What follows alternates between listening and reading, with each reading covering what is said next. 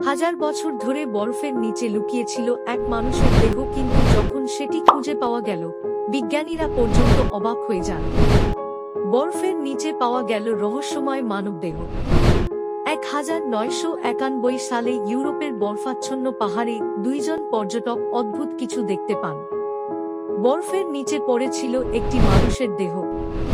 প্রথমে সবাই ভেবেছিল এটি হয়তো সাম্প্রতিক কোনো দুর্ঘটনা, কিন্তু পরে বিজ্ঞানীরা পরীক্ষা করে ভয়ঙ্কর সত্য জানতে পারেন।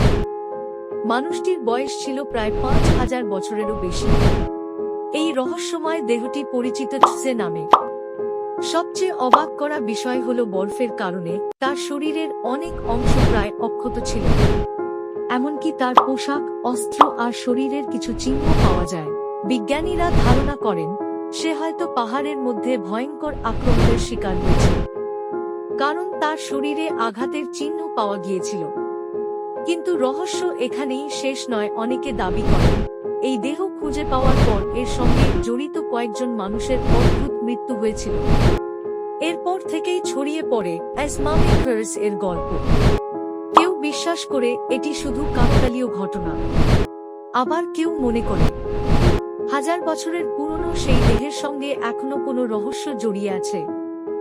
আজও টসে পৃথিবীর সবচেয়ে রহস্যময় মানবদেহগুলোর একটি হিসেবে পরিচিত।